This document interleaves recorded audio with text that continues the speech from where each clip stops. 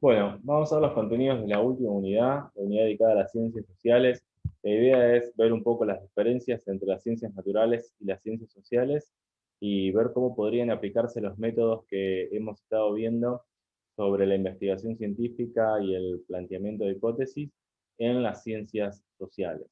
El primer texto que vamos a ver es el de Gaeta, Aspectos críticos de las ciencias sociales. El capítulo 2, los problemas de la filosofía de las ciencias sociales.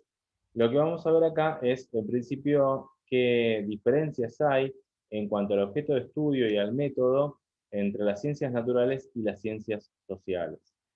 El primer punto dice el campo de las ciencias sociales, ahí comento un poco cuándo empiezan a desarrollarse. Piensen que las ciencias sociales se desarrollan bastante tiempo después que las ciencias naturales. En principio lo que era considerado ciencia era la ciencia natural. Recién en el siglo XIX empieza a aparecer ciencias sociales como la psicología, si bien ahora vamos a ver que tiene algunos aspectos que puede hacer que esté un poco en discusión si es una ciencia o no, o por lo menos en su totalidad. La sociología, la economía también se fueron desarrollando durante la modernidad.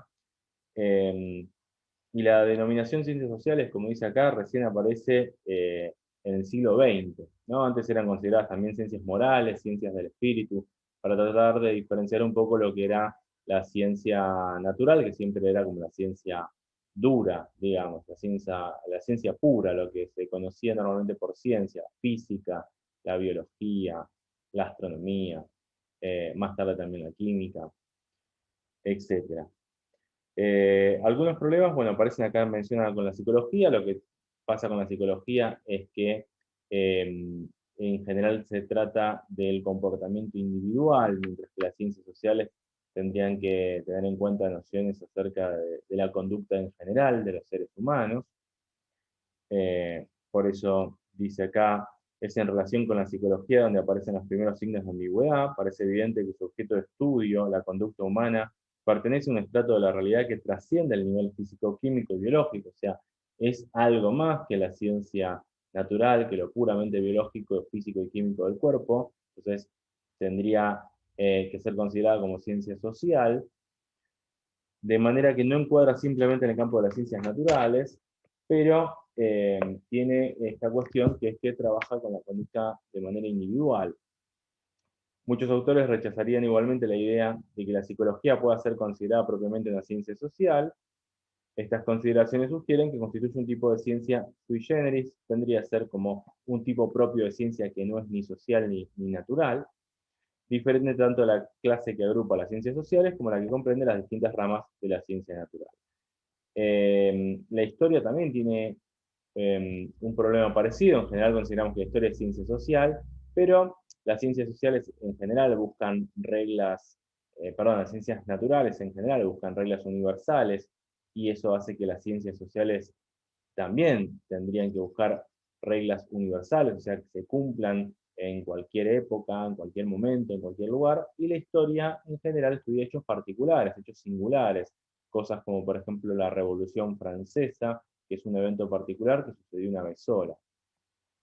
La historia se encuentra en una situación peculiar, se diferencia de las disciplinas sociales, porque la tarea del historiador no parece estar dirigida al descubrimiento de leyes generales, como supone que procuran hacerlo los teóricos de la sociología o la economía, sino al establecimiento de características de hechos singulares. Esas son entonces algunas cuestiones para que empecemos a ver que no está tan determinado qué es una ciencia dentro del campo de las ciencias sociales, e incluso ahora vamos a ver, tampoco es del todo claro si las ciencias sociales deben ser llamadas ciencias. Vamos a ver que hay discusiones sobre eso, porque tienen sus diferencias con las ciencias naturales. Y esto lo vamos a ver en el punto 2, ciencias sociales y ciencias naturales.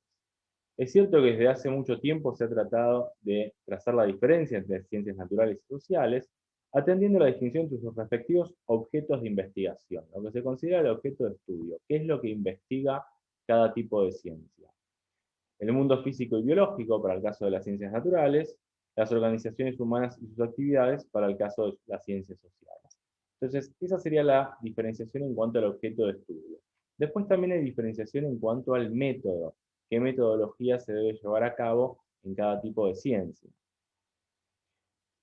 Diversos autores han sostenido que a diferentes objetos de estudio le corresponden también metodologías distintas. Es obvio que la convivencia y la colaboración con otras personas solo es posible en la medida en que somos capaces de encontrar cierta clase de regularidades en el comportamiento de los demás, de modo que la mayoría de las veces podamos prever con un alto grado de acierto sus actitudes ante diversas situaciones. Pero puede afirmarse que existe un altísimo consenso en torno a la creencia de que las ciencias naturales han protagonizado un progreso impresionante, mientras que las disciplinas sociales han permanecido muy rezagadas. O sea, en general, se está de acuerdo que las ciencias naturales han avanzado mucho más, han progresado mucho más que las ciencias sociales en sus capacidades de hacer predicciones, de dar explicaciones de lo que sucede, de realizar experimentos y de aplicar el método científico como lo hemos visto en otros autores. Las evidencias que hay sobre que las ciencias naturales han progresado más que las ciencias sociales son, en primer lugar, el contundente impacto de las crecientes innovaciones tecnológicas, ¿no? La innovación tecnológica hizo que las ciencias naturales crecieran mucho más y progresen mucho más rápido que las ciencias sociales. Pensemos en innovaciones tecnológicas como, no sé, en astronomía, la posibilidad del telescopio, hasta los telescopios que se poseen en la actualidad, la posibilidad de ir al espacio exterior y poder comprobar cosas algunas hipótesis que se planteaban desde el planeta Tierra, digamos, desde cuando no existía la posibilidad de poder salir. En biología, en la invención del microscopio, la posibilidad de ver cosas cada vez más pequeñas, como las células, el avance en física con respecto a las teorías atómicas. Bueno, la tecnología favoreció muchísimo más a las ciencias naturales. Y supuestamente habría un creciente acercamiento a la verdad, ¿no? Estarían cada vez más cerca de encontrar cuál es la verdad.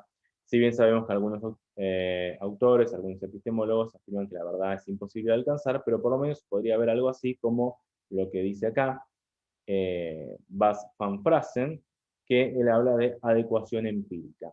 Digamos que las hipótesis científicas cada vez se van adecuando más a los hechos, a lo que sucede, lo van explicando cada vez mejor, si bien no podemos estar seguros de hablar de verdad. Otra característica para decir por qué progresó más las ciencias naturales que las sociales es la circunstancia de que en los dominios de las ciencias naturales suele lograrse un amplio consenso entre los investigadores. En ciencias naturales, en general, hay consenso. En general, porque hemos visto ejemplos de momentos de crisis, momentos donde la comunidad científica no está toda de acuerdo, pero en general hay mucho más acuerdos, convenios, consensos en las ciencias naturales que en las ciencias sociales, donde hay muchas más discusiones y no hay tampoco tantas teorías unificadas. En cambio, es difícil encontrar en el campo de las ciencias sociales un cuerpo de conocimientos que haya concitado la adhesión general de la comunidad científica, como sucedió en una época con la teoría tolemaica, por ejemplo, y luego el heliocentrismo, el ejemplo de Kuhn, de la revolución copernicana, del cambio a la Tierra está en el centro del universo, a el Sol es el que está en el centro, si bien eso después también se fue modificando. Bueno, ese tipo de consensos se logra más en ciencias naturales que en ciencias sociales. También hay otra particularidad de las ciencias naturales y las sociales que suele señalarse a propósito de las ciencias naturales en su capacidad para explicar y predecir hechos que caen bajo su análisis. Las ciencias naturales, otro de los motivos por los cuales progresaron más que las ciencias sociales, es que explican mejor y predicen mejor lo que va a suceder, ¿no? Sabemos cuando hacemos experimentos que los científicos hacen predicciones y en general esas predicciones se cumplen y así confirman las teorías y luego pueden aplicarlas y ven siempre confirmadas sus teorías, salvo obviamente que se llegue al caso en que la teoría quede refutada y ahí habrá que hacer algún cambio como hemos visto, pero en general se progresa más de esa forma, se confirma y se predice mejor en ciencias naturales. Pensemos en la capacidad de predicción de la astronomía, por ejemplo. Uno puede predecir un eclipse que va a suceder dentro de, no sé, cientos de años. Tiene unas predicciones de largo alcance, ¿no? También en física, en biología, es mucho más fácil explicar y predecir que en ciencias sociales. Bien, esto entonces va a dar distintas posiciones. Nosotros acá ahora vamos a ver 4 posiciones con respecto a qué metodología deberían tener en cuenta las ciencias sociales para lograr ese mismo progreso que tienen las ciencias naturales. Monismo y pluralismo metodológico. Bueno, estos son dos de estas cuatro posturas, las dos principales.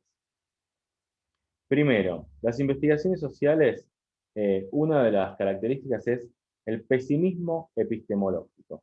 Considera que esa clase de investigaciones, o sea, las sociales, no constituyen ni pueden llegar a proporcionar conocimientos propiamente científicos. O sea, según esta posición, las ciencias sociales no son ciencias, nunca van a alcanzar el estatus de ciencia. Eso es el pesimismo epistemológico. La proliferación de teorías rivales, la falta de consenso, la escasez de logros que aquejan a los estudios sociales, no son síntomas temporarios, sino que son indicadores de que la realidad social se resiste a la posibilidad de ser conocida científicamente. Entonces la realidad social no puede ser conocida científicamente. Las ciencias sociales en realidad nunca van a poder llegar a ser ciencias. Segunda posición. Hay algunos autores que dicen que debemos ser optimistas en cuanto a sus posibilidades futuras. Algunos autores han sostenido que las falencias de las investigaciones sociales se deben a la falta de aplicación de un método realmente científico para llevarlas a cabo, y el método en cuestión no es otro que el utilizado por los científicos naturales. Esta segunda posición es el monismo metodológico, que afirma que las ciencias sociales, para poder progresar, lo pueden hacer, no como decía el pesimismo, pueden progresar, pero para poder hacerlo tienen que adoptar el mismo método que las ciencias naturales. Por eso se trata de un monismo metodológico, el mismo método, un único método para todas las ciencias. Si las ciencias sociales copian el método de las ciencias naturales, el método que conocemos de plantear hipótesis, de ponerlas a prueba mediante experimentos, y luego confirmarlas o refutarlas, entonces las ciencias sociales también van a poder avanzar. Una tercera posición sería el pluralismo metodológico, que en este caso los pluralistas lo que van a decir es que las ciencias sociales tienen que tener un método diferente. No tienen que tener el mismo método de las ciencias naturales, sino que ciencias naturales llevan un método y las ciencias sociales, como son distintas y su objeto de estudio es distinto, tienen que llevar otra metodología. Los pluralistas metodológicos generalmente adoptan una actitud que podríamos denominar conformista, es una alternativa al pesimismo y al optimismo del monismo metodológico, los dos primeros que vimos. Sostiene que es erróneo descalificar a las ciencias sociales porque no han brindado resultados similares a los producidos por las ciencias naturales. El error se origina en no haber advertido que las ciencias sociales cuentan con una metodología completamente diferente de la que utilizan los científicos naturales. O sea, las ciencias sociales deben tener sus propios métodos. Los pluralistas metodológicos suelen compartir el objetivo de utilizar la doctrina pluralista para defender la condición científica de las disciplinas sociales. Se sugiere así que las investigaciones sociales son científicas, pero en este caso la palabra ciencia debe tomarse con un significado diferente que cuando se aplica a las ciencias naturales. Y por último, la cuarta posición, que podríamos denominar una especie de anarquismo epistemológico, va a decir que directamente no hay método posible. ¿Sí? No es que tienen que tener el mismo método las sociales y las naturales, como decía el monismo, o que cada una tiene que tener su propio método, como decía el pluralismo, sino que directamente no hay un método científico unificado en ningún caso. Existe también la posibilidad de creer que las ciencias, ya sean naturales o sociales, carecen de un método identificable, no cuentan con un conjunto permanente de reglas o pautas que guíen la tarea del investigador. Por ejemplo, Kuhn podría estar dentro de este grupo. Kuhn sostuvo que los intentos de brindar un sistema de reglas metodológicas ha fracasado, y podría considerarse que la posición sostenida por Kuhn en el libro que hemos visto, La estructura de las revoluciones científicas, representa un pluralismo radical que se extiende a lo largo del territorio entero de las ciencias naturales. Pero entonces, dado que no parece haber ninguna limitación en cuanto a los procedimientos que los científicos pueden llegar a utilizar, no parece haber ninguna diferencia entre decir que los métodos científicos son múltiples, o sea, que hay muchos métodos, y decir que no hay ningún método.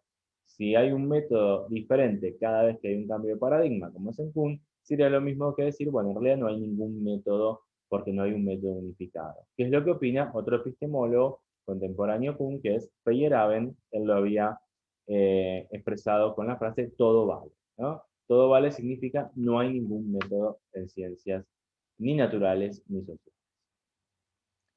Bien, el cuarto punto, holismo e individualismo metodológicos, en realidad acá esto alude a una diferencia en cuanto al objeto de estudio. ¿Cómo tener en cuenta el objeto de estudio, tanto en ciencias naturales como en ciencias sociales?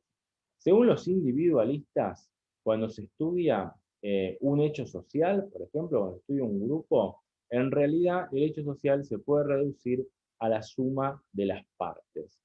No hay algo así como la batalla, sino que la batalla es la suma de cada acción individual de cada soldado individual. Hablar de la batalla, incluso hablar del ejército, hablar de la policía, hablar de grupos o de hechos sociales como una manifestación, una revolución, es simplemente poner un nombre a algo que puede reducirse a acciones individuales. De acuerdo con los individualistas, los hechos sociales son un agregado formado por las acciones, las actitudes y demás circunstancias correspondientes a las personas que toman parte de ellos. Esto equivale a pensar que solamente los individuos y los aspectos de su conducta son auténticamente reales, mientras que los grupos, instituciones o acciones colectivas constituyen una suerte de ficción para organizar el conocimiento. Y acá está el ejemplo, ¿no? La batalla se reduce, en última instancia, a una secuencia de acciones individuales relacionadas de cierto modo, así como un ejército es un conjunto de hombres relacionados de cierta manera. Si no existieran los hombres, no habría ejército, y si no se hubieran realizado las acciones individuales, no habría habido ninguna batalla.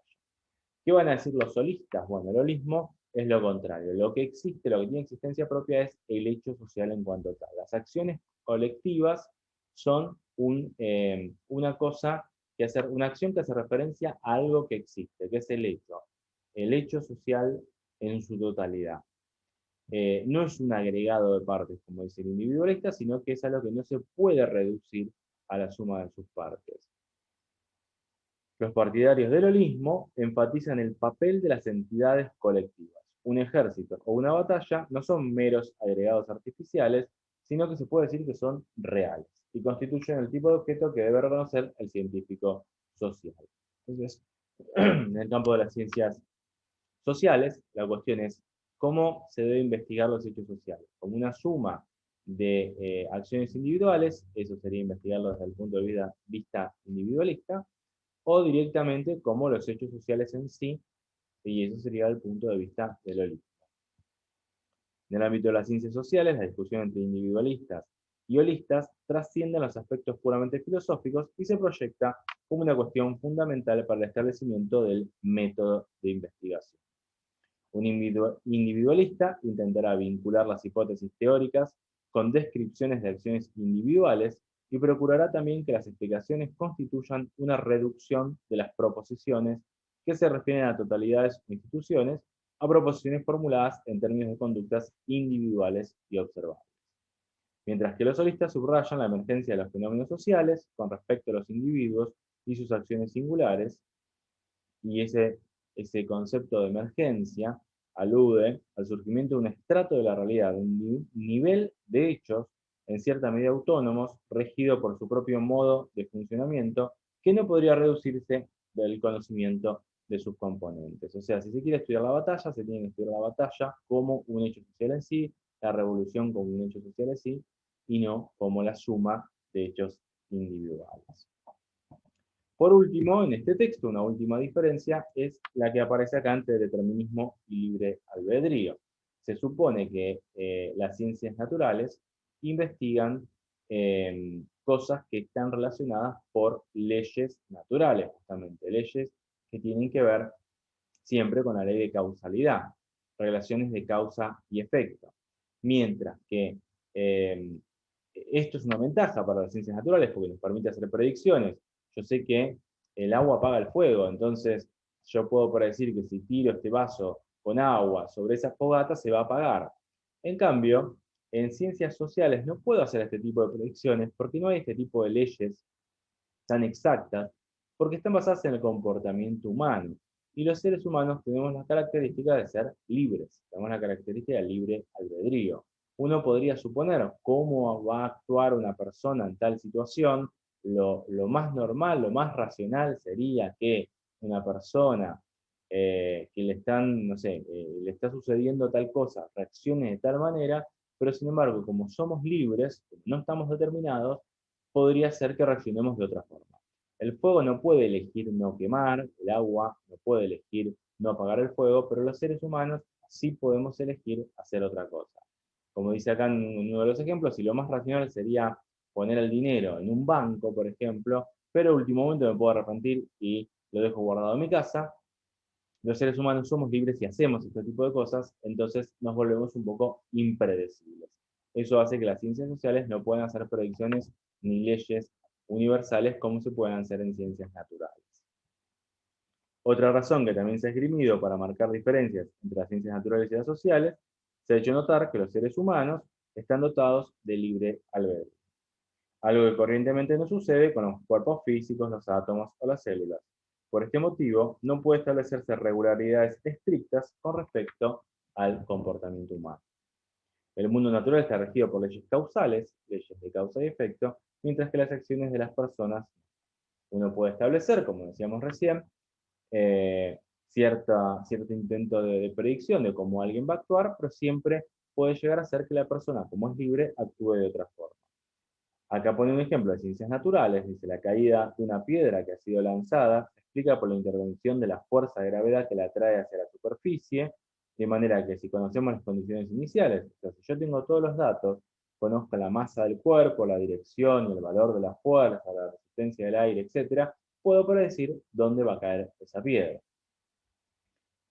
Si queremos explicar una acción de un ser humano, debemos averiguar las razones, los motivos, las intenciones del sujeto, sus creencias y otras circunstancias que constituirían el equivalente de las condiciones iniciales en los fenómenos naturales, pero una persona, por ejemplo, deposita dinero en un banco porque considera que es más seguro que guardarlo en su casa, porque quiere beneficiarse de los intereses, etc.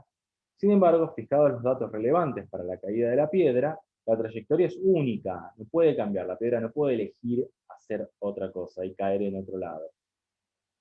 Mientras que la persona de nuestro ejemplo puede decidir depositar su dinero en uno u otro banco, puede haber varios medios adecuados para realizar el mismo fin, y lo más importante es que aun cuando creyera que depositar el dinero en un banco es lo mejor, finalmente podría no hacerlo, se podría arrepentir al último momento, ¿sí? Eso entonces es una de las complicaciones que tienen las investigaciones en las ciencias sociales, que tiene que ver con la libertad que tienen los sujetos que son el objeto de estudio de estas ciencias. Por otra parte, la experiencia de la libertad podría ser puramente ilusoria, tal vez factores físicos y biológicos, sumados a condiciones psicológicas y sociales, llegan a constituir un complejo causal que determina el curso de nuestras acciones. Tal vez los seres humanos somos más predecibles de lo que creemos, y tal vez sí haya ciertos factores sociales, culturales y psicológicos que están guiando nuestras acciones. Algo así es lo que sucedería a una persona que llevara a cabo una acción que le fue ordenada durante un trance hipnótico. Como ignora cuál es la causa de su comportamiento, podrá creer que le ha decidido por voluntad propia. Una de las hipótesis fundamentales del psicoanálisis, por ejemplo, afirma que detrás de nuestras intenciones conscientes hay motivos inconscientes, ¿no? Si uno pudiera averiguar cuáles son esos motivos, entonces podría hacer algún tipo de predicción. Pero así como las personas ignoran que sus acciones están causalmente determinadas, si es que lo estuvieran, si es que realmente estamos siendo determinados por algo que desconocemos, el observador no se halla en condiciones de acceder a los mecanismos causales que mueven a la gente y en consecuencia no podría prever su conducta. Nosotros no sabemos si de alguna manera estamos siendo regulados por leyes y yo creo que elijo libremente, pero en realidad hay algo que me está determinando a actuar. Bueno, no tenemos la forma de saberlo, entonces como no tenemos la forma de saberlo, es lo mismo. No tenemos igual la forma de predecir con exactitud las acciones humanas. Eh, Bien, después hay algunas cuestiones también que eh, favorecen, tal vez podríamos decir, a las ciencias sociales, porque uno puede decir, bueno, yo puedo ponerme en el lugar de mi objeto de estudio. Un científico de las ciencias naturales no puede decir, bueno, a ver, si yo fuera un átomo, ¿qué haría? Si yo fuera una célula, ¿qué haría? Pero un investigador social puede decir, bueno, si yo fuera una persona que se encuentra en estas circunstancias, ¿qué haría? Lo que se está suponiendo acá es un principio de racionalidad.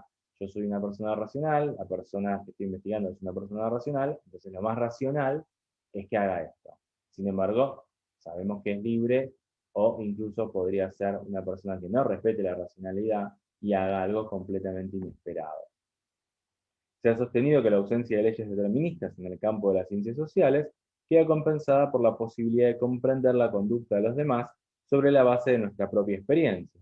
De acuerdo con esta posición, la metodología de las ciencias sociales es radicalmente diferente de la que corresponde a la ciencia natural, porque mientras esta última procura descubrir las regularidades que rigen los fenómenos externos, el científico social cuenta con la posibilidad de recrear en cierto modo la situación de los actores que analiza. Esto que decíamos, puedo ponerme en su lugar. Tal posibilidad se funda en el hecho de que, más allá de las diferencias culturales, hay aspectos comunes en todos los seres humanos: la capacidad racional, las emociones básicas, los sentimientos, etc. La negación de la existencia de leyes causales en el ámbito del comportamiento humano va acompañada a veces por la idea de que son reemplazadas por las pautas sociales. Digamos que si yo sé que hay una regla que no permite hacer tal cosa, entonces yo podría predecir que tal persona no lo va a hacer porque la regla no lo dice. Sin embargo, sabemos que las pautas sociales no tienen el mismo nivel de obligación, digamos, que las leyes naturales. Yo sé que, como decíamos antes, el agua no puede elegir no apagar el fuego. Sin embargo, una persona, por más que haya un cartel que diga prohibido fumar, yo podría decir, bueno, no va a fumar porque el cartel dice prohibido fumar. Y sin embargo, la persona puede elegir desobedecer esa norma y fumar igual. Bien, entonces, estas son las cuestiones que hacen que sea más difícil explicar y predecir en ciencias sociales que en ciencias naturales, y que incluso se discuta el carácter epistemológico de las ciencias sociales, es decir, si verdaderamente son ciencias.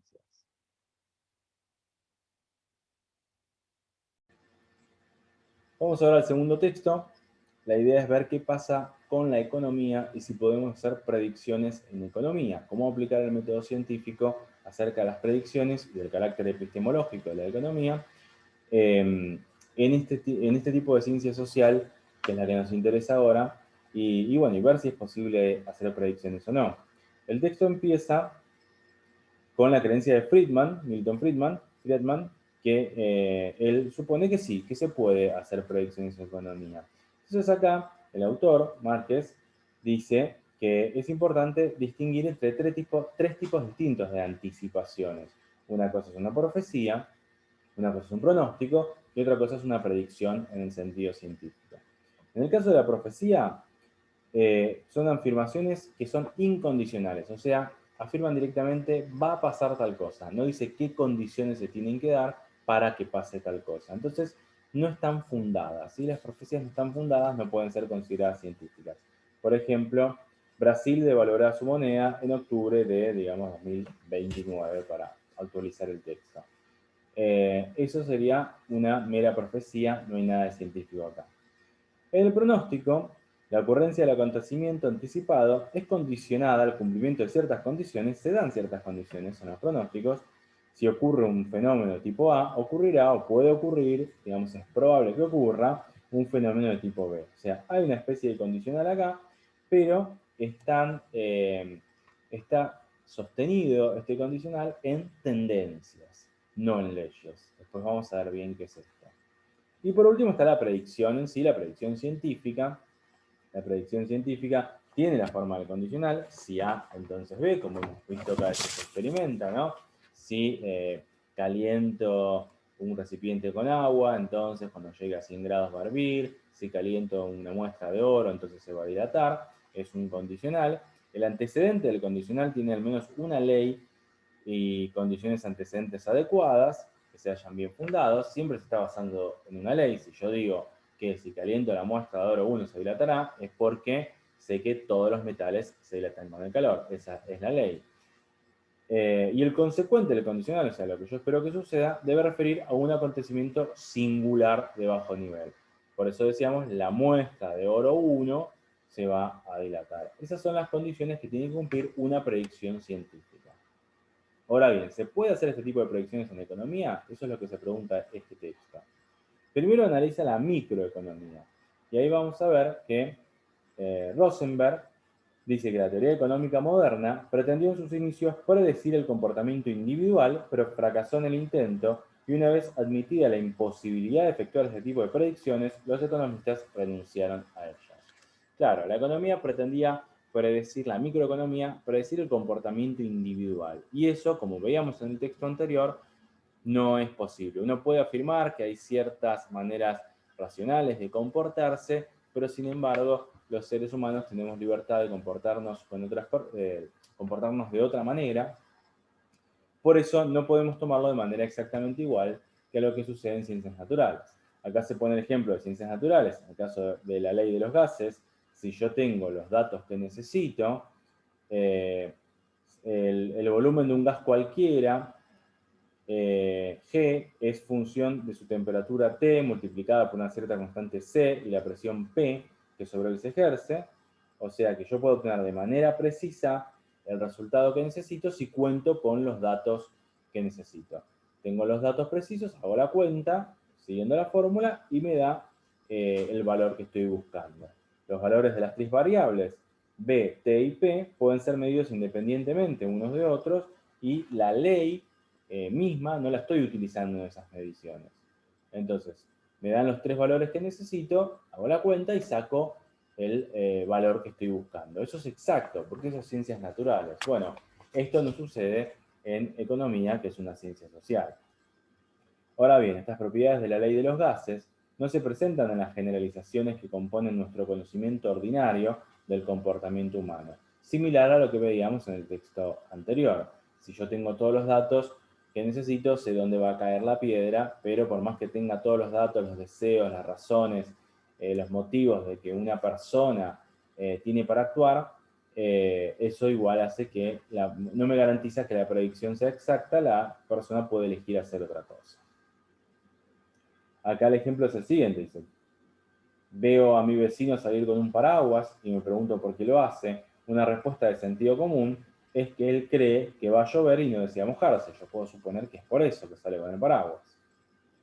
La ley, entre comillas, porque no es una ley que hemos empleado acá, podría ser formulada así.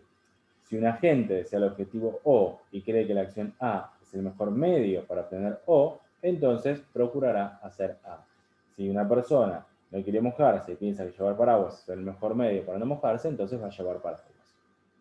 Sin embargo, hay un problema: la atribución de este conjunto particular de creencias y deseos se basa en que hemos tomado en cuenta su comportamiento. O sea, yo atribuí todo eso porque ya lo vi salir con el paraguas. En realidad es una explicación después de lo que estoy observando y no me podría haber predecido que iba a salir con el paraguas.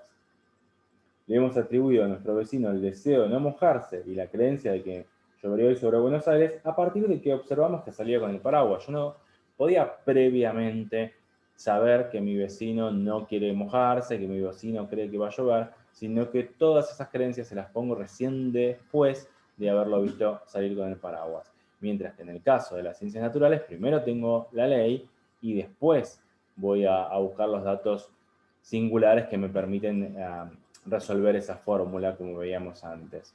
En cambio acá, primero parto de lo que veo y después formulo la supuesta ley.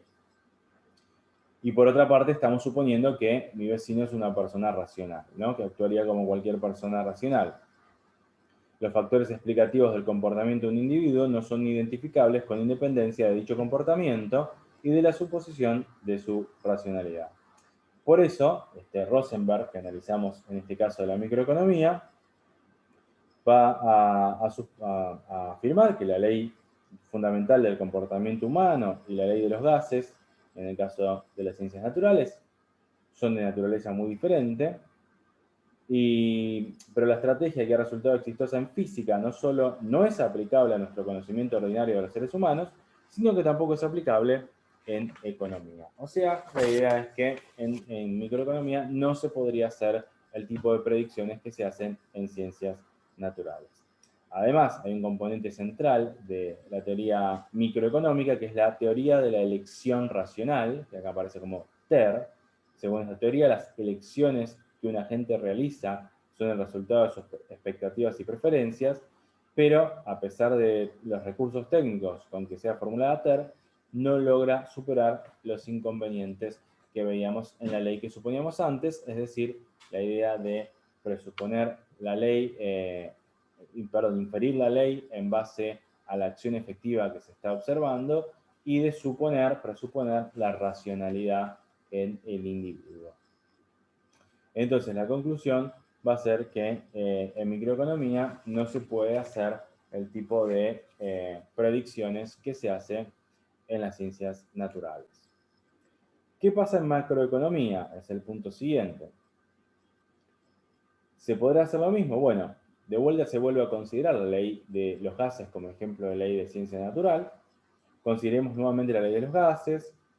Por tratarse de una ley, incorpora en calidad de variables independientes la totalidad de los factores relevantes para la ocurrencia del fenómeno. Se asume que esos factores que necesitamos son los únicos que están en relación con el volumen del gas, ¿sí? Por eso contener los datos de T, la temperatura, los datos de P, contener esos datos que son los que necesitábamos antes, ya alcanza para saber con exactitud el volumen del gas, mientras que en economía las leyes están basadas en una cláusula que se conoce como cláusula ceteris paribus, que aparece acá mencionada. ¿Qué quiere decir eso? Es una cláusula que supone que el resto de los factores se mantienen igual, ¿no? Yo puedo decir, bueno, voy a predecir qué pasa si baja el precio de tal alimento. ¿Aumentará el consumo? ¿No aumentará? Bueno, yo predigo, va a aumentar el consumo, pero estoy teniendo en cuenta la cláusula ceteris paribus. ¿Qué quiere decir? Que lo único que cambia es eso, que baja el precio. Si lo único que cambia es eso, yo puedo predecir. Ahora, si a la vez que baja el precio, no sé, hay cambios culturales, hay cambios con respecto a la publicidad, hay una guerra, no sé, hay otros cambios en la sociedad, entonces eso va a afectar a mi predicción. La predicción no me va a decir exactamente qué es lo que va a pasar. Bueno, la cláusula ceteris paribus justamente entonces está teniendo en cuenta que todo lo demás no va a cambiar. Lo único que va a cambiar es este factor. Y eso, la verdad que en ciencias sociales es muy difícil que suceda.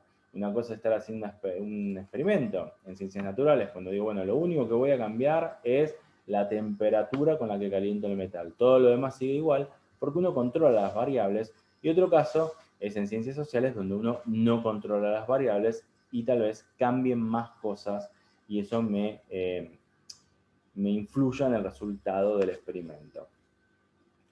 Dada esta característica formal de las leyes económicas, no pueden tampoco satisfacer las condiciones epistémicas mencionadas en nuestra definición de predicción. La experiencia adversa no brinda razones concluyentes para descartarlas, pues toda aparente refutación puede ser desestimada como proveniente de factores no tomados en consideración en la formulación de la ley.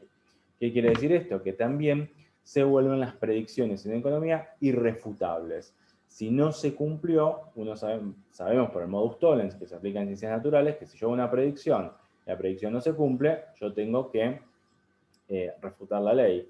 En cambio, en economía, si la predicción no se cumple, puedo decir que se debe a que uno de los factores que influyó no lo había tenido en cuenta. Por esto que decíamos recién del ceteris paribus, esto funciona si todo lo demás sigue igual, si el único factor que cambia es este. Ahora, cuando se ve que algo no funciona, en lugar de refutar la ley, puedo decir, no funcionó porque hubo uno de los factores que no tuvimos en cuenta, lo tendremos en cuenta para la próxima vez, supongamos, pero como siempre se puede decir que hay algún factor que no se tuvo en cuenta, la ley en economía se vuelve irrefutable. Y si tenemos en cuenta, por ejemplo, a Popper, ya sabemos que una ley irrefutable no puede ser nunca una ley científica. Un enunciado que no se puede refutar no es un enunciado científico. Bien, entonces, si no se pueden hacer este tipo de predicciones, ¿qué se podrá hacer? Y si no tenemos este tipo de leyes como las que tenemos en ciencias naturales, ¿qué podemos tener? Por eso, ahora viene esta diferencia entre leyes y tendencias. Las tendencias, bueno, son diferentes de las leyes. Por ejemplo, una tendencia puede adoptar una forma muy simple y definirse como el aumento o disminución global del valor de alguna propiedad en el curso del tiempo, ¿no? Cómo varía cierta propiedad a lo largo del tiempo. Eso es una tendencia. Las tendencias no tienen por qué limitarse al comportamiento de una única variable en el tiempo, pueden representar una correlación entre dos o más variables durante cierto lapso de tiempo. Entonces también una tendencia puede decir cómo dos variables se van relacionando, por ejemplo, cuando aumenta una, aumenta la otra, o cuando aumenta una, disminuye la otra, en un cierto lapso de tiempo. Este tipo de cosas son tendencias que no tienen el carácter universal de las leyes. Se supone que el el agua va a apagar el fuego siempre, no es durante un cierto tiempo y en otra época no, y en todas las culturas, en todos los lugares, el agua va a apagar el fuego. Eso es una ley natural que es universal. Sin embargo, la tendencia no tiene esta característica de universalidad. Características de las tendencias. Las leyes y tendencias presentan importantes diferencias lógicas y epistemológicas. Por un lado, no es un enunciado condicional, en rigor afirma la ocurrencia de un evento en un periodo y lugar particular. Las proposiciones que afirman la existencia de tendencias son proposiciones históricas singulares, no leyes universales. Las tendencias no son universales, sino que valen solo por un periodo de tiempo. Por otra parte, las tendencias afirman algo así como el comportamiento promedio de la variable en cuestión. Se admite que los valores reales pueden presentar oscilaciones temporarias alrededor del valor medio. O sea, la tendencia dice que algo, por ejemplo, tiende a aumentar. No significa que fue aumentando todo el tiempo. En el medio puede haber bajado, subió de vuelta, bajó un poquito, subió de vuelta, pero en promedio aumentó.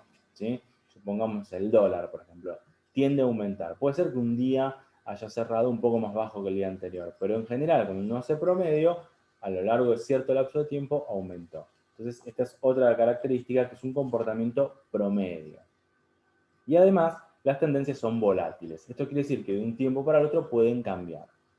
Esas son tres características que tienen las tendencias a diferencia de las leyes. Son particulares, no son universales, dan el comportamiento promedio y son volátiles, a lo largo de cierto lapso de tiempo pueden llegar a cambiar y ya no se da más esa tendencia. Sin embargo, se puede hacer predicciones a partir de las tendencias.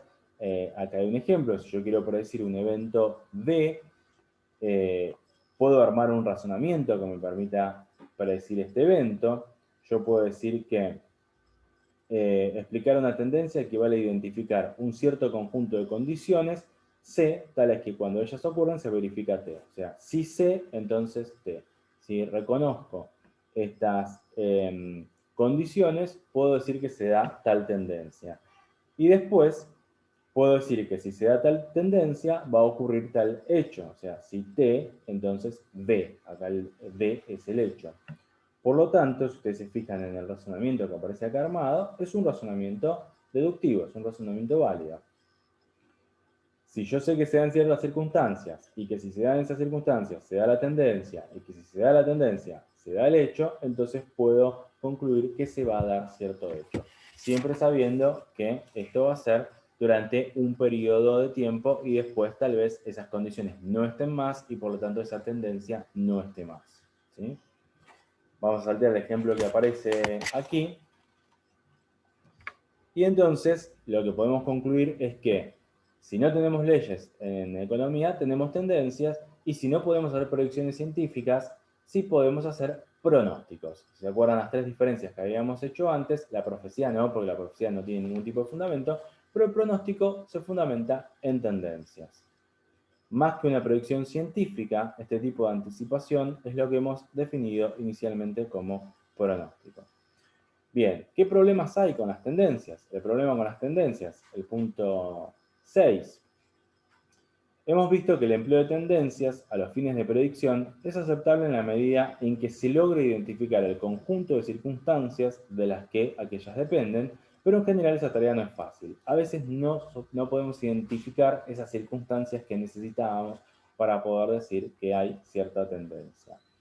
En términos actuales, el problema fundamental es más bien que no comprendemos bien las tendencias, no sabemos exactamente de qué circunstancias dependen. Se conocen solo algunos de los determinantes de los fenómenos económicos básicos, porque la predicción, aunque condicionada, lo es solo parcialmente.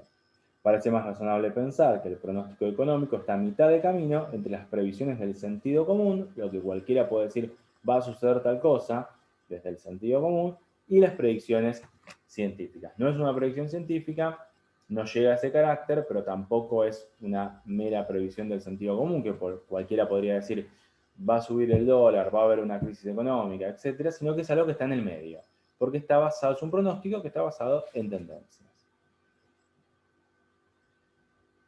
Para predecir con éxito a partir de tendencias no es suficiente con haber determinado con precisión las circunstancias condicionantes, es también necesario saber que estas van a persistir y sabemos que las tendencias tienen la característica de ser volátiles.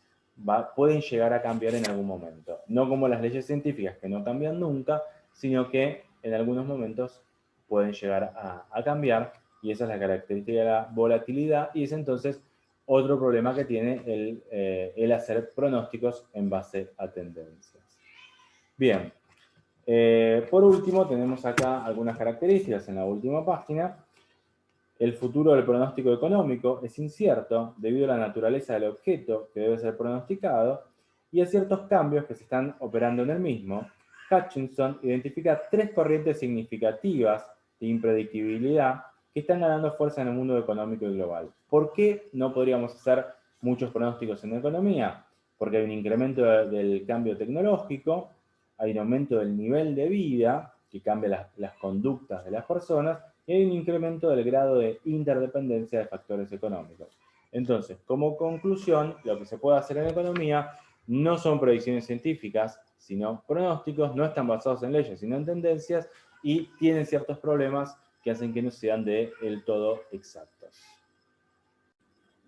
Bien, y por último vamos a ver el texto de Bunge, cuál es el estatus epistemológico de la administración, qué sucede en el caso de la administración, cómo debe considerarse, si es una ciencia, si es una técnica. Primero dice el problema, en diversos países latinos funcionan facultades de ciencias de la administración, ¿no? Ahora bien, ¿la administración es una ciencia? Esa es la pregunta que se va a hacer acá el filósofo argentino Mario Bunge. Los estudios de administración han sufrido una revolución desde fines de la Segunda Guerra Mundial, gracias a la investigación operativa, la modelización matemática, un contacto más estrecho con la psicología, las ciencias sociales y la informática, o sea que han alcanzado a los estudios de administración un nivel científico. Sin embargo, tener un nivel científico no significa ser una ciencia. Se trata de averiguar si los estudios de administración constituyen una ciencia comparable con la química o la sociología, para poner ejemplos de las naturales y de las sociales, o más bien una técnica comparable con la ingeniería nuclear, la agronomía, la medicina, el derecho o las finanzas. O sea, ¿es la administración una ciencia o es una técnica? El problema tiene también algún interés práctico. Si la administración se considera como una ciencia social, si es una ciencia social, entonces su objetivo central debe ser el de buscar las leyes y las normas que satisface o debiera satisfacer la actividad administrativa. En cambio, si la administración es una técnica, dejará esa investigación básica a las ciencias sociales puras para ocuparse entonces de diseñar modelos de organización óptima sobre la base de conocimientos adquiridos en ciencias básicas. O sea, o va a buscar leyes o va directamente a aplicar los conocimientos que encontraron las otras ciencias si es que se trata de una técnica. Además, hay una diferencia con respecto a los planes de enseñanza.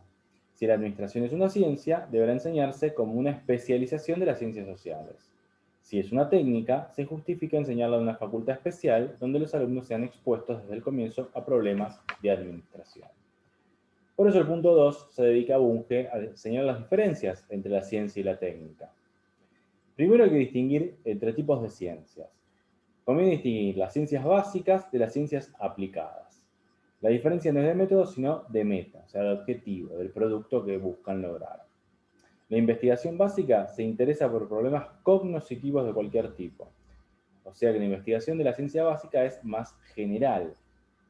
Mientras que la de ciencia aplicada se interesa en problemas cuya solución tiene alguna posibilidad de utilización práctica. Por ejemplo, económica o política.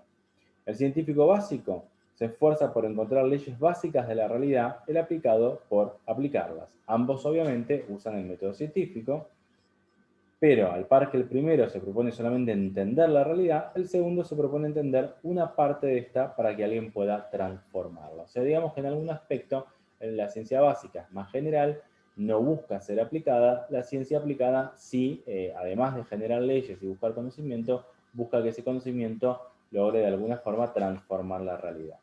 Ahora, por otro lado está la técnica. El técnico, en cambio, puede realizar investigaciones o utilizar los resultados de investigaciones, pero en ningún caso se queda en el conocimiento, aspira a poner el saber en acción. El centro de actividad cognitiva de la técnica es el diseño de dispositivos o planes de acción que permiten crear o controlar cosas concretas. O sea, la técnica es siempre directamente aplicada para modificar, manejar, controlar algún sector muy concreto de la realidad.